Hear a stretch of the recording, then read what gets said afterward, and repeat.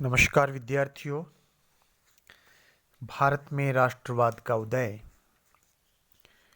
2 व्याख्यान पहले हो चुके हैं। आज तीसरा व्याख्यान। विगत व्याख्यान की हम बात करें तो विद्यार्थियों हमने बात की थी कि भारत में राष्ट्रीयता का जो विकास हुआ, जिसमें बंकिम चंद्र जी जिन्होंने बंगाल में किया, स्वामी दयानंद सरस्वती, स्वामी रामकृष्ण परमहंस, स्वामी विवेकानंद, ऐसे बहुत से नाम जिन्होंने भारत में राष्ट्रवाद जो है उस राष्ट्रवाद के प्रचार प्रसार में लोकमान्य तिलक, इन्होंने बड़ा कार्य किया। फिर हम आगे बढ़े और भारत में राष्ट्रीयता के विकास के कारणों की चर्चा प्रारंभ की। तो हमने विदेशी शासन के प्रभाव, जिसका एक प्रभाव यह था कि भारत में एक राजनीतिक एकता, एक अलग प्रकार का माहौल, आपस में इंटरेक्शन, एक दूसरे आवागमन, एक जैसे नियम कानून, एक जैसे ये जो एक राजनीतिक इकाई के रूप में हम देखते हैं, संचार व यातायात के साधनों का बड़ा योगदान रहता है।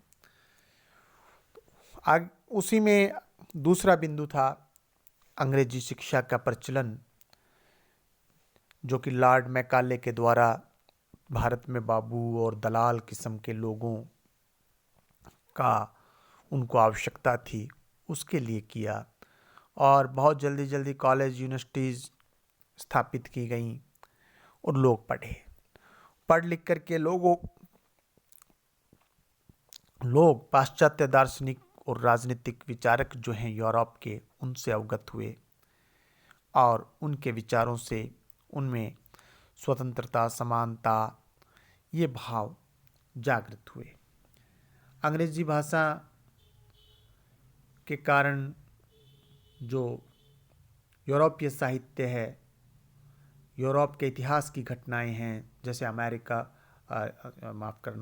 फ्रांस की राज्य क्रांति, और उसके और पश्चिम में चले जाएं तो अमेरिका का स्वतंत्रता संग्राम, ये सब हमने किया, जिसका उस समय हमारे देश के लोगों पर बड़ा प्रभाव पड़ा। साथ साथ में शिक्षित वर्ग में असंतोष था, जो अब अंग्रेजी पढ़ गए थे और हाईली क्वालिफाइड हो गए थे, लेकिन उन क्वालिफाइड लोगों को भी उच्च पद नहीं दिए जा रहे थे, बेरोजगारी भी बढ़ रही थी इन लोगों की।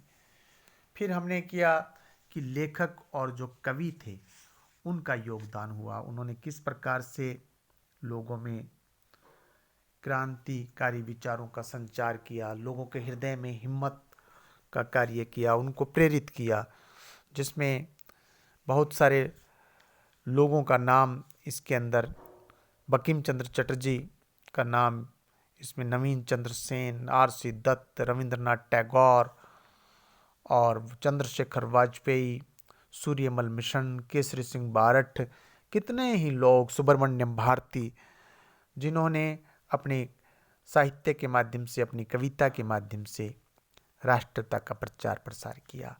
इसी में हमने किया था समाचार पत्रों का योगदान, जो कि लोग अखबार पढ़ करके समाचार जानने लगे, लोग देश के दूसरे हिस्सों में क्या हो रहा है यह जानने लगे, अंग्रेज क्या कर रहे हैं यह जानने लगे।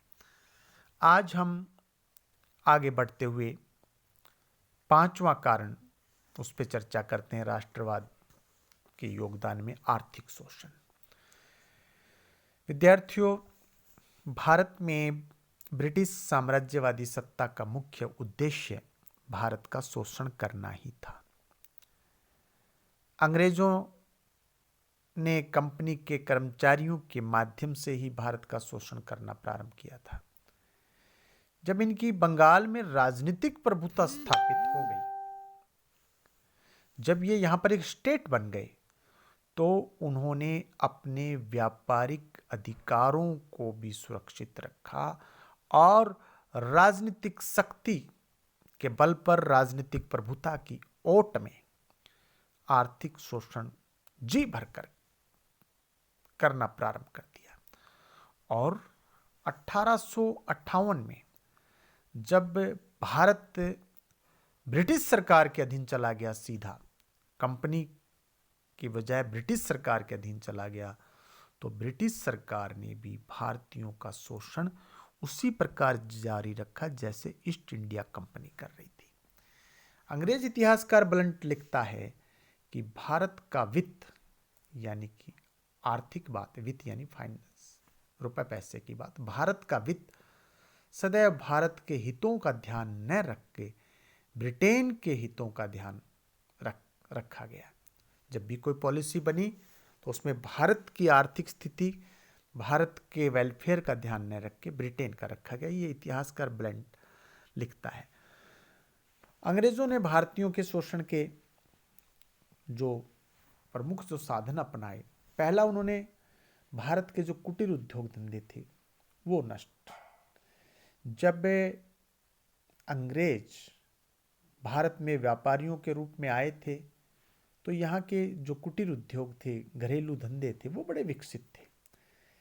जैसे चाहे जुलाहे का धंधा है, चाहे कुम्हार का धंधा है, सुनार का है, लुहार का है, ऐसे खाती का है। हर घर अपने आप में एक कारखाना था, मिनी प्लांट था, जैसे आज चीन में है। और बड़े अच्छा माल यहाँ पर बनता था। भारत का जो माल है इंग्लैंड के बाजारों में भी बिकता था, यूरोप में जाता था। जब इंग्लैंड में औद्योगिक क्रांति अपनी चरम सीमा पर पहुंच गई तो इंग्लैंड के व्यापारियों को भारत के माल का आयात अखरने लगा कि भाई इंग्लैंड में भारत का माल क्यों आता है। अतः प्रभुसत्ता मिलते ही उन्होंने भारतीय उद्योग धंधों को नष्ट करने का हर प्रयास किया। ब्रिटेन की आर्थिक नीति दो सिद्धांतों पर आधारित थी। पहला, वह ब्रिटेन के सारे उत्पादित माल यानी जो वहाँ फैक्ट्रीज में बन रहा था उसको बेचने के लिए भारत को एक बाजार के रूप में वो इस्तेमाल करना चाहता था।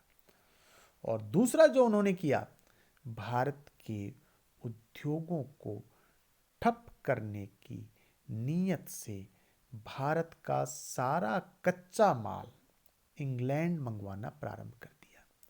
अब विद्यार्थियों, जुलाहे को सूत बनाने के लिए, वस्त्र बनाने के लिए कपास चाहिए, रुई चाहिए।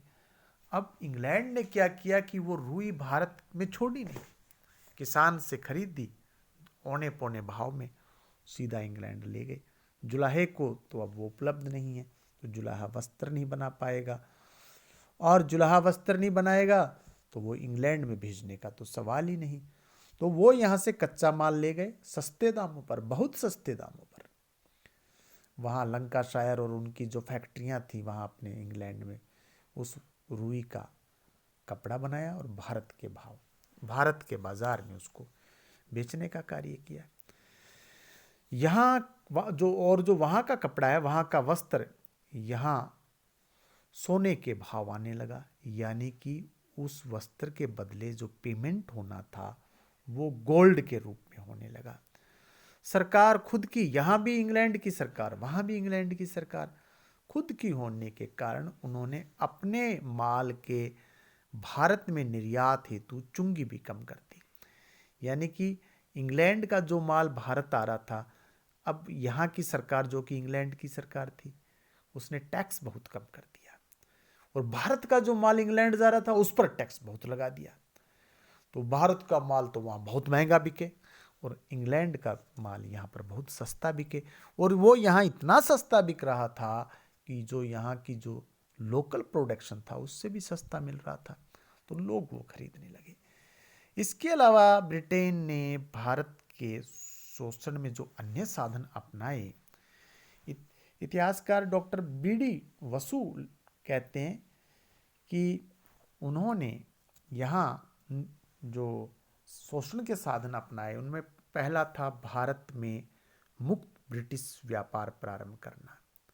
यहाँ पर फ्री ट्रेड कर दिया ब्रिटिश व्यापारियों के लिए। दूसरा, भारत में निर्मित वस्तुओं के ब्रिटेन जाने पर जो भारी टैक्स लगाना प्रारंभ कर दिया। भारतीय सामान पर कस्टम ड्यूटीज जो सीमा शुल्क है और जो ट्रांजिट ड्यूटी है, परिवहन कर जो है, वो लगा दिया गया। भारत में बसने वाले अंग्रेजों को विशेष सुविधाएं दी गई।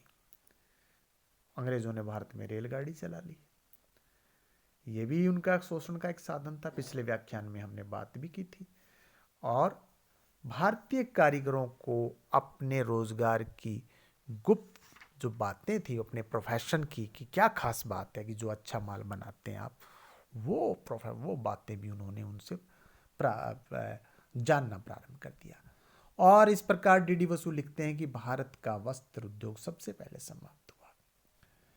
भारत में पुनः वस्त्र उद्योग का विकास प्रथम विश्व युद्ध के उपरांत हुआ, परंतु इस अंतराल तक भारतीय व्यापारियों को विश्व बाजार से निकाल दिया।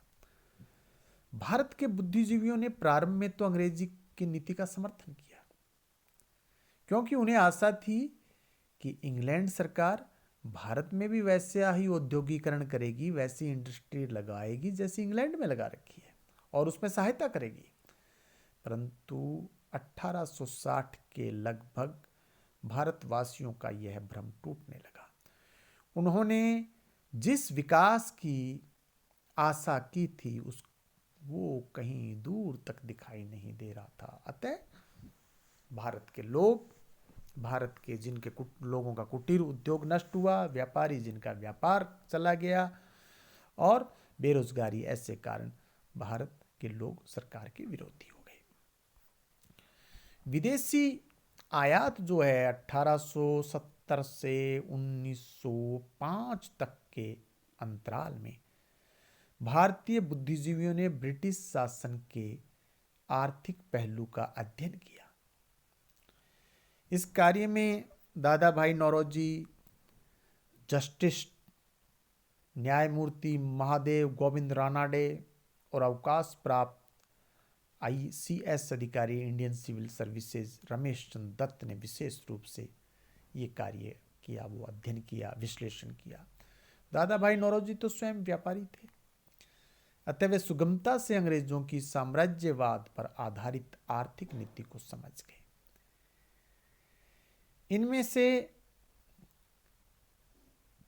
इसके अलावा GV जोशी, P सुब्रमण्यम अय्यर, गोपाल कृष्ण गोखले, पृथ्वी चंद्र राय ने भी इस प्रकार के अध्ययन किए और सब इस निष्कर्ष पर पहुंचे, जैसा कि विपिन चंद्र ने लिखा है भारत के स्वतंत्रता संघर्ष में, कि ब्रिटिश साम्राज्यवाद का मूल इसी में निहित है कि भारतीय अर्थव्यवस्था हमेशा ब्रिटिश अर्थव्यवस्था द्वारा शोषित होती रहे। इन बुद्धिजीवियों ने यह भली भांति जान लिया था कि ब्रिटिश उपनिवेशवादी अब विभिन्न प्रकार के कर लगाकर भारत का कच्चा माल इंग्लैंड निर्यात करके ही भारत का शोषण नहीं करेंगे, अपितु वे भारत को अपने उत्पादित सामान को खपाने के लिए बाजार भी बना देंगे। इससे भारत उनके लिए ब्रिटिश पूंजी निवेश का एक सुलभ बाजार बन जाएगा। इस समझ के उपरांत भारतवासियों ने विदेशी माल का बहिष्कार करना प्रारंभ किया और स्वदेशी वस्तुओं के प्रयोग पर जोर देने के लिए मूवमेंट चलाया। इसके अलावा भारत की गरीबी की बात करें तो राष्ट्रवादी आर्थिक आंदोलन की शुरुआत इस मुद्दे को लेकर की हुई कि आम भारतीय गरीब है और देश से जो धन और देश जो है दिन प्रतिदिन गरीब होता जा रहा है। और नौरोजी लिखते हैं दादा भाई, भारत की लगातार बढ़ती दरिद्रता और लोगों की हृदय विदारक स्थिति को कम से कम ब्रिटेन वालों के सामने लाने में दादा भाई जो नौरोजी है, उन्होंने बड़ा अपना जो लेखन है उसके माध्यम से काफ़ी चीज़ें उजागर की और ये रखा तथ्य सामने कि भारत भूख से मर रहा है, अकाल से मर रहा है। उस काल में जो ये उस काल की स्थिति के बारे में बिपिन चंद्र ने भी लिखा कि भारत की स्थिति, भारत में अकाल बार बार पड़ रहे हैं, स्थिति बिगड़ती जा रही। और विपिन चंद्र ने दादा भाई नौरोजी को काफ़ी कोट किया है अपने लेखन में।